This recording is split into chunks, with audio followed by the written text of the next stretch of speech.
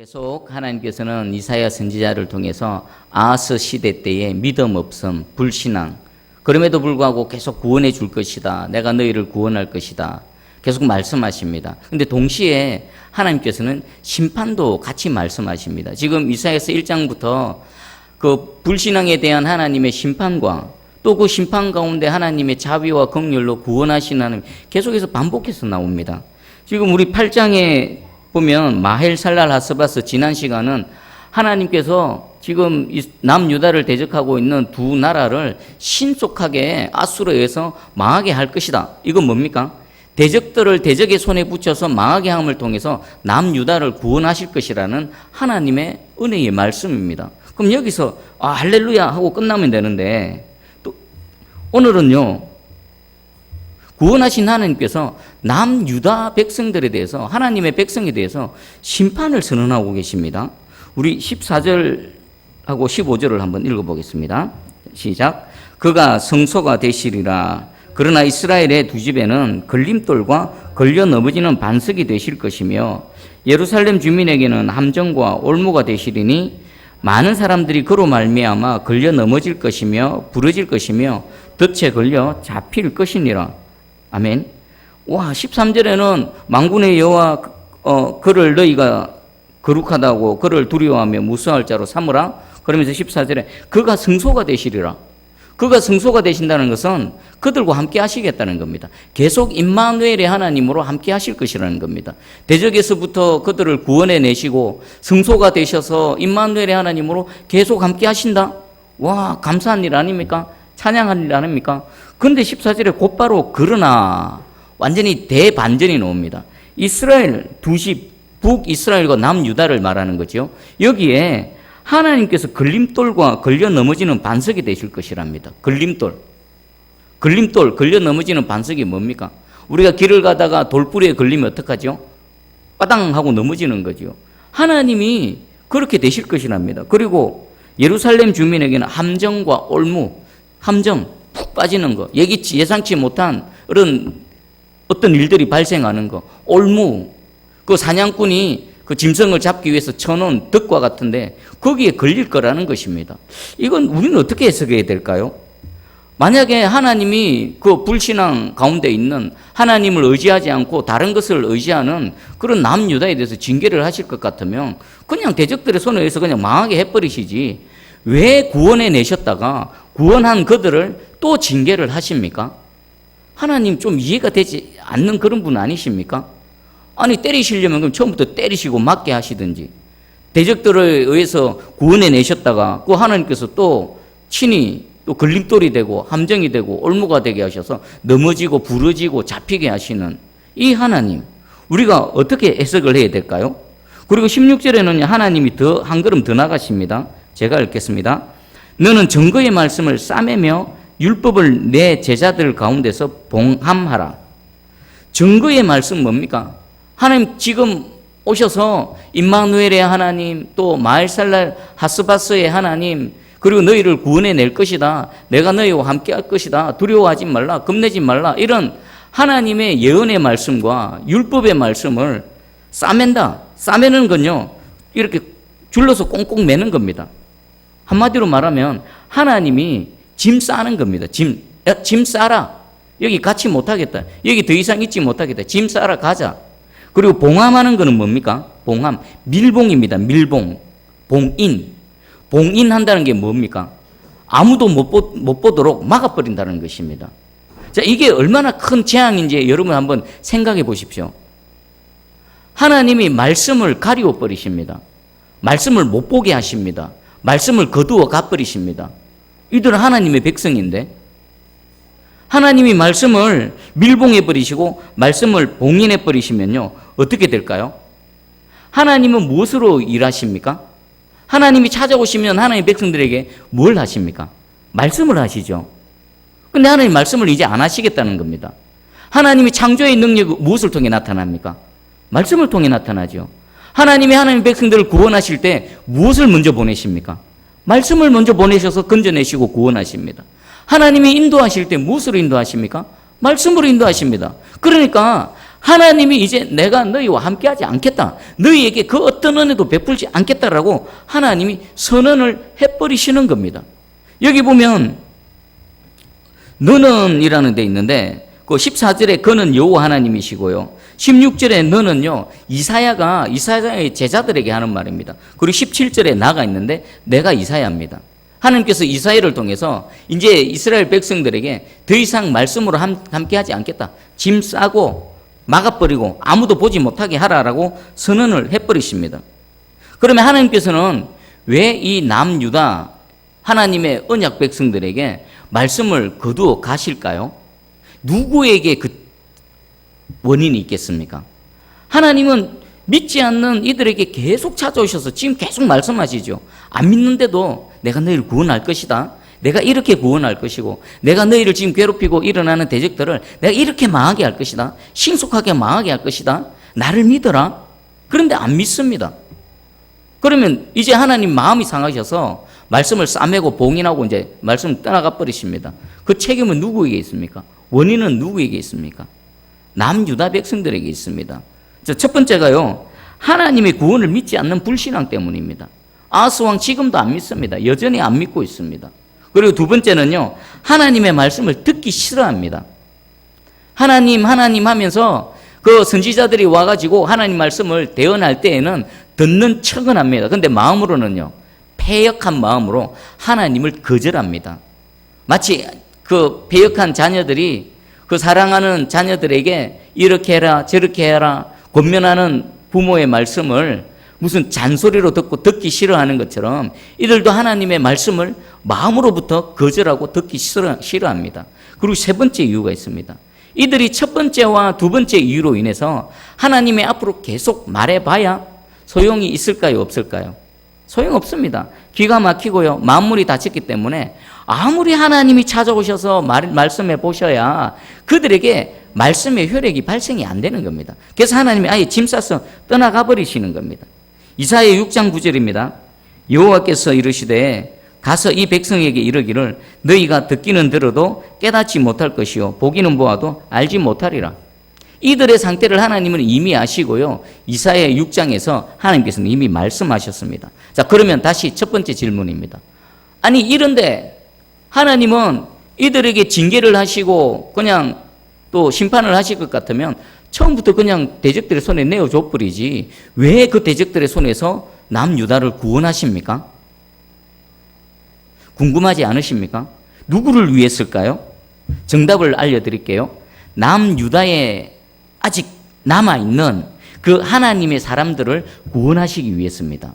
여러분 한번 봐보십시오. 남유다에는요, 하나님을 거절하고 왕에서부터 백성에 이르기까지 하나님을 믿고 의지하지 않고 각자 나름대로 자신들이 섬기는 신이 있고요. 자신의 마음속에 다른 것들을 주인으로 모시고 살아가고 있습니다.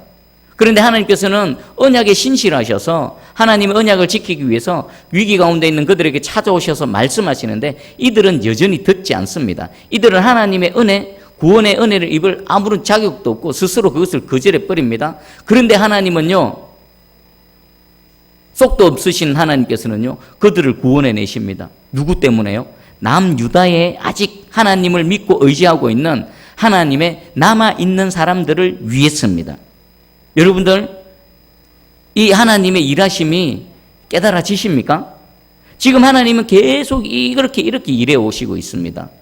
시대는 배역하고 시대는 하나님이 떠나가지만 하나님은 그 시대를 계속 구원해 내십니다. 왜요? 그 전체가 아니라 그 안에 남아있는 하나님을 믿는 신실한 사람들, 하나님을 찾는 그 소수의 몇 명 때문에 그 시대를 구원하십니다. 그런데 하나님은요, 일단 구원해 놓으시고 거기서 하나님을 믿지 않는 자들에 대해서 반드시 걸러내십니다.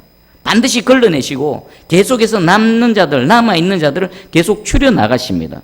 그러면 이 남은 자들에게 속하지 않는 사람들은 어떻게 될까요? 우리 21절, 22절을 한번 읽어보겠습니다. 21절, 22절 시작. 이 땅으로 헤매며 공고하며 굶주릴 것이라. 그가 굶주릴 때에 격분하여 자기의 왕과 자기의 하나님을 저주할 것이며 위를 쳐다보거나 땅을 굽어보아도 환난과 흑암과 고통의 흑암뿐이리니 그들이 심한 흑암 가운데로 쫓겨 들어가리라. 아멘. 일단은 대적으로부터 그들을 지키시고 보호해 놓고요. 그 다음 두 번째 하나님 다음 작업을 하시는데 뭡니까? 그 안에 남은 자들을 걸러내시고 그 하나님을 믿지 않고 하나님을 의지하지 않는 우상을 섬기는 자들, 하나님을 거절하는 자들은 하나님께서 재앙으로 그들을 심판하시는 겁니다. 그들이 재앙 가운데 어떻습니까? 굶주릴 때에 격분해서 그것 때문에 막 속에서 분이 일어나고 어찌할까 하면서 그 왕을 바라보며 왕을 저주하고 또 위를 쳐다보면서 여호와 하나님을 저주할지라도 그들에게는 벗어날 길이 없다라는 겁니다. 패방의 길로 간다라는 것입니다. 자, 여러분 한번 봐보십시오. 하나님은 에덴 동산에서부터 이 작업을 해오셨습니다. 아담 안에서요, 가인과 셋을 구분하셨습니다. 가인은 버리시고 셋을 선택하셔서 셋의 후손들을 통해 계속 일을 해오셨죠. 그럼 우리 아브라함을 예를 들어보겠습니다. 아브라함 안에서 누구와 누구를 구별해냈었습니까? 이스마엘과 이삭을 구별해냈었습니다. 아브라함 안에 있는 불신앙의 결과물인 이스마엘과 그 믿음의 결과물인 이삭을 구별해내시는 겁니다. 그리고 이삭 안에서는 또 뭐가 있습니까? 에서와 야곱을 구별해내시는 겁니다. 믿음 없는 하나님을 멸시하는 그 에서를 구별해내시고 분리해내시고요. 하나님을 찾고 찾는 자격 없지만 장자의 명분은 없지만 하나님을 간절히 사모하고 찾는 야곱을 택하시고 지금까지 오시는 겁니다. 하나님의 일하심은요, 지금도 계속되고 있습니다. 지금 여기 이사야 시대에도요, 하나님은 그들의 백성들을 구원하시지만 구원해 놓으시고 남은 자들과 하나님을 찾지 않는, 하나님을 의지하지 않는 자들을 구별해내시고 계속 분리해 나가고 계십니다. 여러분, 바람이 잔잔하면요, 알곡과 가라지가 섞여 있을 때 잔잔하면 우리가 구별할 수 있습니까? 구별 못합니다. 섞여 있으면요, 겉모습이 똑같거든요. 똑같아. 틀리게 겉으로 분별할 수가 없습니다. 안에 알맹이가 있는지 없는지 그냥 바람이 잠잠하고 아무것도 없으면 그냥 조용할 때는요, 우리가 육안으로 식별할 수가 없습니다. 그럼 어떨 때 식별이 가능합니까? 흔들어 보는 겁니다. 흔들어 보든지 거센 바람이 몰아칠 때에 알곡과 가라지는 분명하게 드러납니다. 가라지는 어떻게 됩니까? 바람에 날려가 버리는 겁니다. 알곡은 어떻습니까? 바람이 불어도 그 자리에 있든지 아니면 우리가 흔들면 흔들수록 알곡은 더 안쪽으로 중심으로 빨려 들어오는 겁니다. 그럼 알곡 안에 있는 내용물은 뭡니까? 하나님을 믿는 믿음입니다. 하나님은요, 시대를 통해서 또 나라와 민족 가운데에 진짜 하나님을 믿는 믿음의 사람과 그 가라지들을 계속해서 구별해내고 계십니다. 그렇게 지금까지 오신 겁니다. 우리 일제시대 때를 한번 생각해 보겠습니다. 일제시대 때에 우리 교회적으로 엄청난 위기가 있었고 우리가 한번 넘어진 과거가 있습니다. 뭡니까? 신사참배죠. 신사참배. 여러분은 신사참배에 대해서 어떻게 생각하십니까? 우리 한국 교회가, 한국 땅이, 대한민국이 이 이전에 행했던 완벽한 우상숭배죠. 그 신사참배에 대해서 회개하고 하나님 앞에서 해결이 되어졌다고 생각하십니까? 제가 요즘 손양원 목사님의 따님이 쓰신 책을 읽고 있습니다. 거기 대부분 보면요, 손양원 목사님이 신사참배를 거절할 뿐만 아니라 신사참배에 대해서 반대하고 또 옥중에서 그 고초를 당하시는 그 내용들, 그리고 그 목사님이 옥중에서 고초를 겪으실 때에 가족들은요, 정말 비참한 가난과 또 고난 속에서 두 아들 역시나 초등학생인데, 옛날에 국민학생이지요. 초등학생임에도 불구하고 신사참배를 거절하다가 퇴학을 당하고, 그 막내, 그 셋째 딸은 어머님이 학교 가봐야 우상숭배하는 신사참배를 할 건데 학교 가지 마라. 학교도 안 가고. 그렇게 가난과 여러 가지 시달림 속에서 살아오는 그 내용을 지금 읽고 있는 중입니다. 그런데 그때에 우리 대한예수교 장로회 총회에서는요, 신사참배는 우상숭배가 아니다, 하나의 국가 예식일 뿐이다 라고 하면서 땅땅땅 가결하고요, 그리고 총회장부터 해서 그 교회의 지도자들이 앞장서서 성도들 앞에서 신사참배를 모범을 보이고 또 미혹의 길로 끌고 갔던 그런 과거가 있습니다. 그 글 중에 보면요, 어느 신사참배를 한 목사의 설교 내용이 나옵니다. 제가 한번 읽어드릴 테니까 한번 잘 들어보십시오. 내가 신사참배할 때에 무엇을 보았는지 아십니까? 신사 뒤에서 예수님이 대신 절을 받으시는 환상이었습니다. 그러므로 신사참배할 때는 코가 땅에 닿도록 최상의 경애를 표해 절을 해야 합니다. 로마서 13장 1절 2절에 각 사람은 위에 있는 권세들에게 복종하라. 권세는 하나님께로부터 나지 않음이 없나니 모든 권세는 다 하나님께서 정하신 바라고 되어 있습니다. 또 하나님께서 일본을 이토록 축복하시고 일본에게 권세를 주시어 지금 세계와 싸워 이기고 있습니다. 여기 있는 성도들은 이 권세에 굴복해야 합니다. 옥중 성도들을 위해 기도하지 마십시오. 그들은 어리석고 미련하기 짝이 없는 외골수입니다. 세 가지로 요약할 수 있습니다. 첫 번째는 신사참배는 우상숭배가 아니다. 성도들을 잘못된 길로 잘못된 가르침으로 그 교회 지도자들이 이끌어가고 있습니다. 그리고 두 번째는요, 그 성경 말씀을 인용해서요, 그 우상숭배에 더 열심을 내게 만듭니다. 마지막 기가 찬 건요, 그 우상숭배에 반대하며 목숨을 걸고 또 옥고를 치르고 있는 그 수많은 하나님의 종들을 향해서 뭐라고 말합니까? 옥중 성도들을 위해 기도하지 말라는 겁니다. 왜요? 그들은 외골수고 꼴통이고 꼼되고 보수고 말도 안 통하는 지금 시대의 흐름이 어떻게 흘러가고 있는데 시대의 대세를 거스르는 이상한 정신 나간 사람들이기 때문에 기도도 하지 말라라고 말하고 있습니다. 자, 이 설교가요, 그 시대에 대부분의 강단에서 아마 선포되어졌을 것입니다. 그리고 성도들은요, 그것이 옳은 줄 알고 모든 대한민국 남과 북의 교회들이 신사참배에 동참했습니다. 그 결과 어떻게 되어졌습니까? 유교라는 민족 상잔의 이 비참한 전쟁이 일어났을 뿐만 아니라 남과 북이 갈려졌고 지금 계속해서 그 영향력 아래에 있습니다. 그러면 광복하고 나서는 어떻게 되어졌을까요?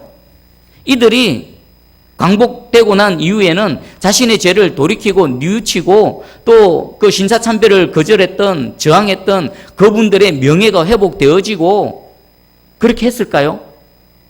책을 읽어보니까 그렇지 않은 것 같습니다. 광복 이후에도요, 이들은 회개하기는커녕 뻔뻔하게 그 신사참배를 반대했던 분들을 향해 비판하고 정죄하고 공격했습니다. 그 내용을 읽어드립니다.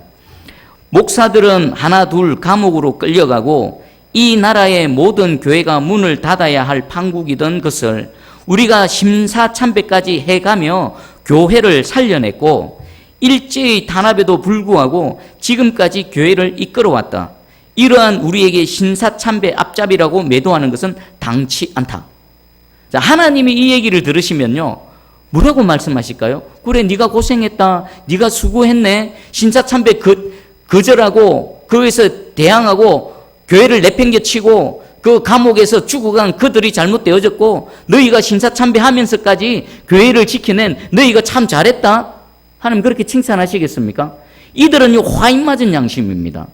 적어도 인간이라면요, 적어도 살아있는 양심이라면은 이따위 말 못합니다.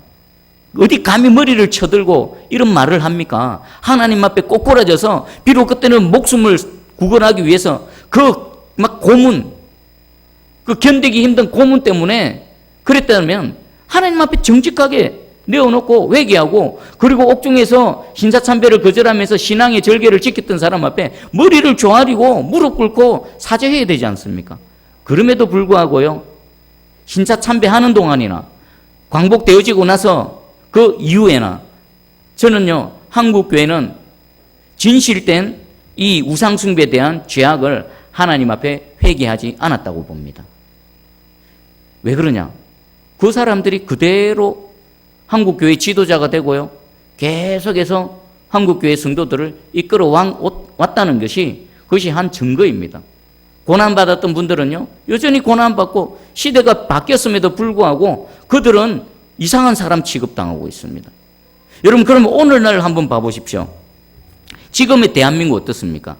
그때나 지금이나 껍데기는 살짝 다르지만요, 안에 본질은 똑같은 것 같습니다. 지금 저와 여러분이 살아가는 이 대한민국은 일제시대 때나 그리고 구한말 그 시대 못지않게 혼란스럽고 어려운 시대를 살아가고 있습니다. 지금 하나님께서 바람으로 이 교회를 엄청나게 흔들고 계십니다. 뭐 하시려고요? 알곡과 가라지를 갈라내시려고요. 하나님은 반드시 우리 이 나라 민족 구해내십니다. 절대로 공산주의 넘어가게 하지 않으십니다. 악한 자들을 반드시 심판하시고요. 대적들을 멸하시고 우리를 구원해내십니다. 그리고 그 다음에 하나님 뭐 하실까요? 지금 딱 드러나거든요.